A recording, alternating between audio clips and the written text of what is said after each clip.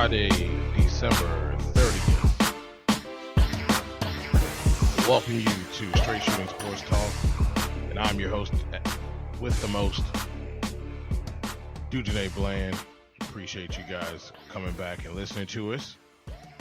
Going to talk a little bit about the NFL and the tough decisions that these coaches have to make. Some teams have playoff berth. Some teams are fighting for first round buys. And there's a lot at stake. Whether it's preserving players and making sure they're not rusty, if you have a first round buy, injuries, et cetera, there's a lot on the table. And we're going to talk a little bit about the college football playoff matchups and gonna give you my thoughts and make my picks on those as well. If you want to get at me, Twitter, notbland21.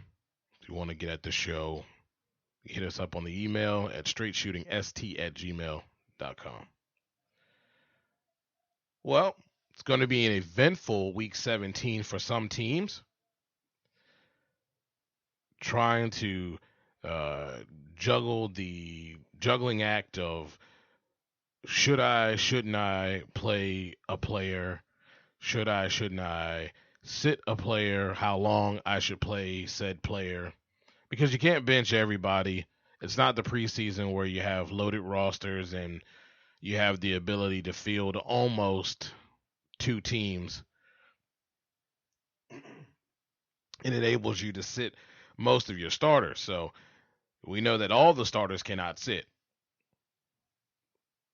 And when we look at the NFC, especially with things being up in the air, Seattle or Detroit has an opportunity to also get a first round bye, depending on Atlanta losing in those scenarios.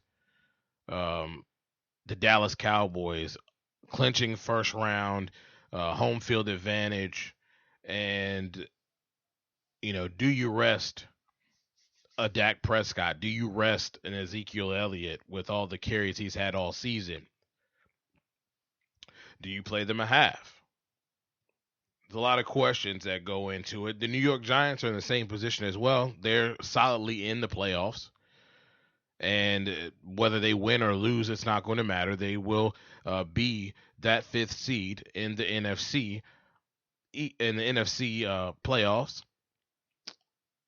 So do they rest their players at the half? Do you play Eli? Do you play a Odell Beckham Jr.?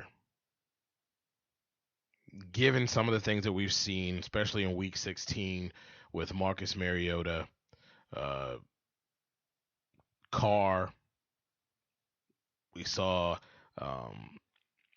the offensive lineman for the Dallas Cowboys kind of go out with a tweaked knee. It wasn't anything serious, but again, the potential is there for injuries. When you look at the Dallas Cowboys, they're playing the Philadelphia Eagles, and they're a physical football team. They definitely want to go out with a little bit of pride and have an opportunity to finish the season on a high note. They will be playing in Philadelphia as well. And again, like I said before, nothing to play for. Do you play an Ezekiel Elliott? Do you play a Dak Prescott the full game?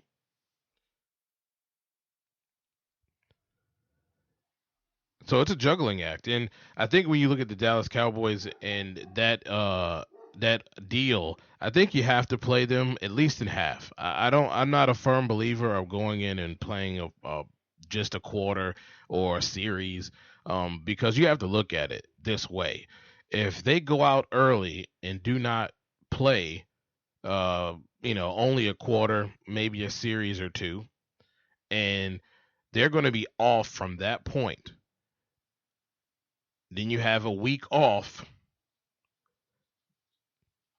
then you have another week, and then it's the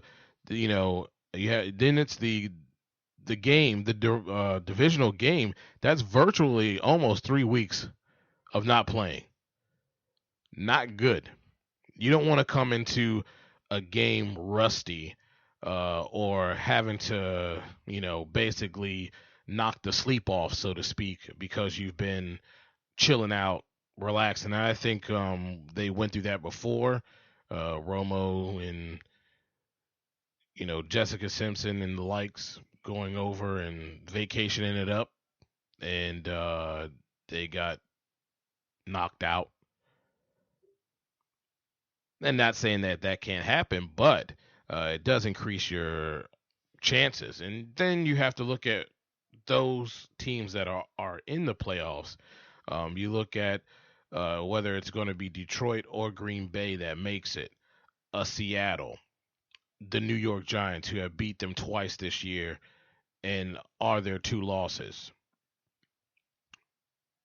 You don't want to have to face a team like that who's on a roll, getting hot at the right time, and you're coming in, you're lulling in that first half of a big divisional game. You know that if a team gets up on you quick in a divisional game, uh, emotion, momentum can take over, and the next thing you know, you're behind the eight ball. You're looking up at the scoreboard like, what the heck just happened here? And then you're playing catch up. And not saying that that's not that the Dallas Cowboys are a team that aren't able to come back from adversity, but it is playoff football, not regular season, so that can change some things. Um, and then really, when you look at it overall, um, teams that really have to worry about it are in the NFC. Everything's pretty much on the lock in the AFC. I think there's maybe a flip flop of 1 and 2 seed if the New England Patriots lose and the Oakland Raiders win. But either way, they're getting a first round bye, whether you're the first seed or the second seed. You're in the playoffs. I don't know if it really matters to anyone else. Um, all the other positions, I don't believe are going to flop any. So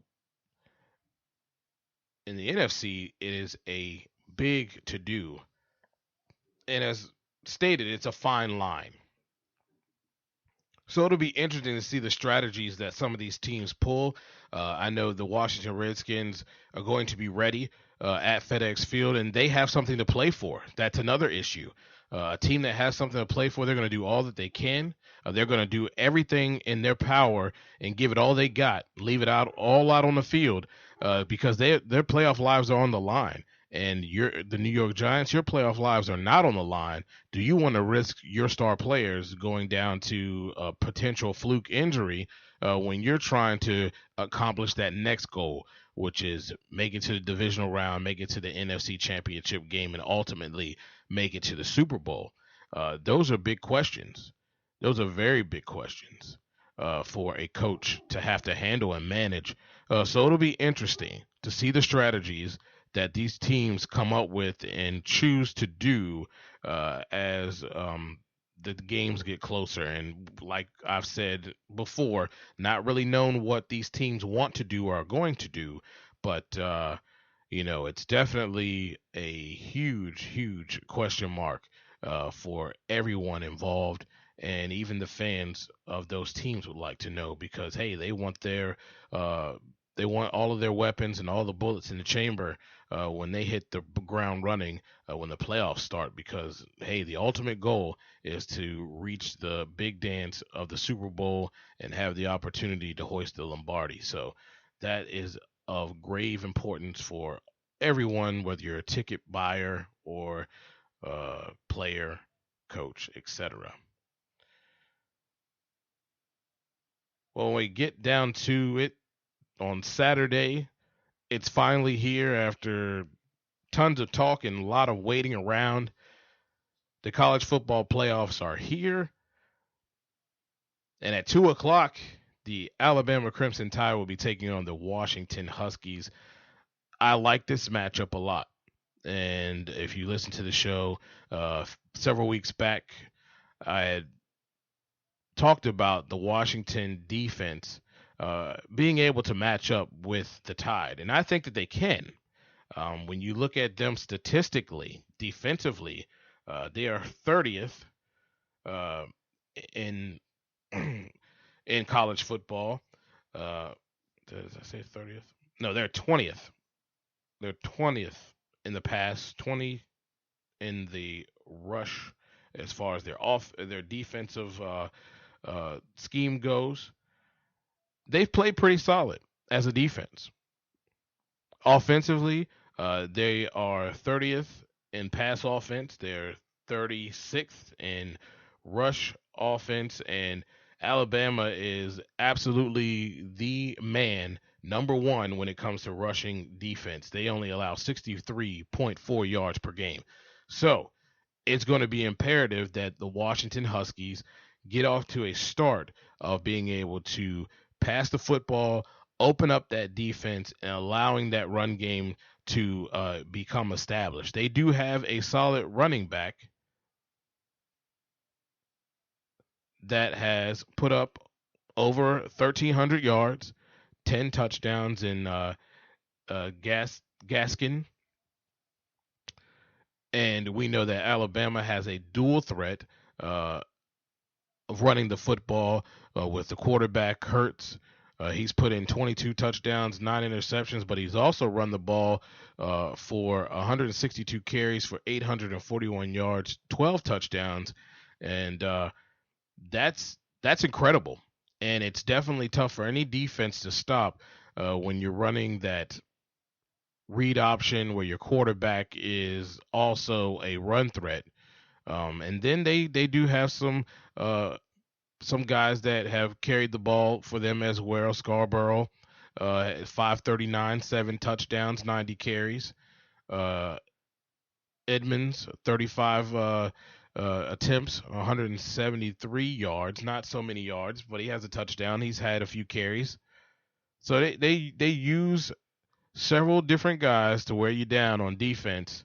And we know if they are holding a lot of time of possession, running the ball, um,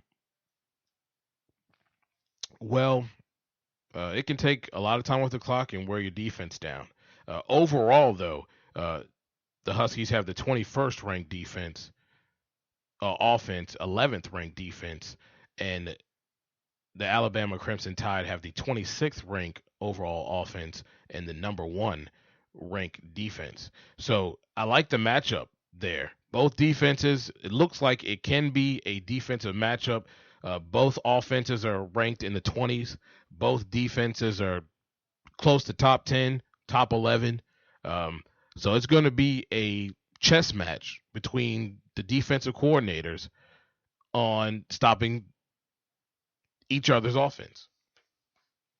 Now, with that being said, Nick Saban is like Bill Belichick of college football, right? I mean, he's had how long to prepare for this game?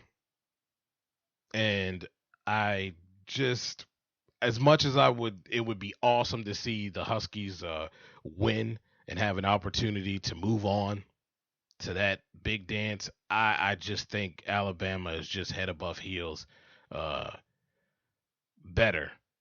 Just in preparation, what they do, the program has done nothing but show championship caliber over the last, several years, 4, 5, since Nick Saban's been there. And I think this is a tough, tough, tough place to play for them. And it's almost virtually going to be a home game for the Alabama Crimson Tide playing in the Georgia Dome there. I think it's going to be a better game than most think, though. I don't think it's going to be a blowout, but man, as much as you'd pull for the underdog, I just don't see the underdog pulling it out. I got Alabama, at least by 10. Now we look at the second playoff game, number 2, Clemson Tigers, ACC. I'm an ACC guy, even though my Maryland Terps are now Big Ten. I'm an ACC guy.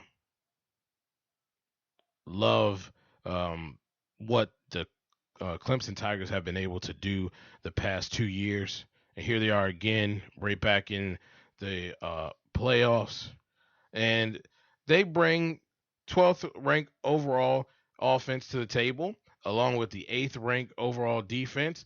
And surprisingly, they're going up against a tough Ohio State team. A tough Ohio State team. 20th ranked offense, though, but 3rd in defense. So we have two games that are going to be coming on this Saturday that are going to bring some monstrous defenses to the table. And you have to love it. I mean, if you're a defensive guy, I know most people want to see a lot of high-flying scoring, a whole bunch of touchdowns, 40, 50 points, almost 80, 90 points total scored by both teams. But I like a defensive matchup. I like the chess match. I like watching the offensive coordinators, jaw it out by coming up with different schemes to try to beat the opposing team's defense. And I like to watch the strategies of the defense to try to stop the offense. It's going to be 2 solid games for sure. I don't expect these to be blowouts. But the question is, can Clemson pull it off? Can they pull it off and get an opportunity to go to another national championship? And I think it's very possible. But, again, another high-quality coach in Urban Meyer coming to the table. He's had, again, plenty of time to look over this offense with Deshaun Watson at quarterback. Another dual-threat quarterback as well. Not as many yards, about 529 in the rushing category, 6 touchdowns, but he's thrown 37 touchdowns, 15 interceptions, 39-14 in yards. Quite the offense. And again, they spread it around running the football well, also with Fuller, Fester. They have their options that they use, just like Alabama does, as they use several different ways to run the football. Now, Samuel for Ohio State, 704 yards, 8 touchdowns. It's going to be an interesting deal with the quarterback. Looks like they like to run the football a lot more than they pass. Not saying that they can't do it. But I definitely, if you're looking at it statistically, you have to like the Clemson Tigers to beat the Ohio State Bucks. But something just tells me that Ohio State will find a way to pull it out. In a close one. I think this is probably going to get decided by 3 points or less. Let's say 7 points or less. Put it that way. 7 points or less. But no matter what the final score is, we can expect a high-quality game, 2 high-quality college football games here that we will have the opportunity to watch.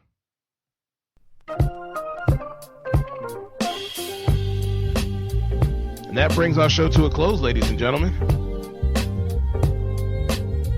Little college football, little NFL.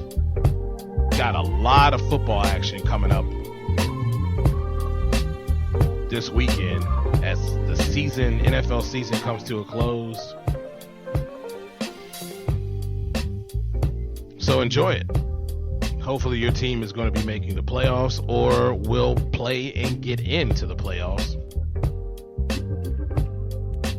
And hope you get to enjoy a little college football as well. It's going to be good, 2 good games. I say don't miss any of it. Again, we thank you so much for listening to the show. There's so many ways you can get at us. Email straightshootingst@gmail.com. You can hit me up on Twitter at NotBland21, as we stated earlier. Shoot some topics over. Tell us what you think. Don't forget to subscribe to the show on iTunes. We greatly appreciate it. That way you can take this show anytime, anywhere, and listen. Well, enjoy your weekend, ladies and gentlemen. Hopefully I can get better and better as the weekend goes on. again, we thank you. And this has been another episode of Straight Shooting Sports.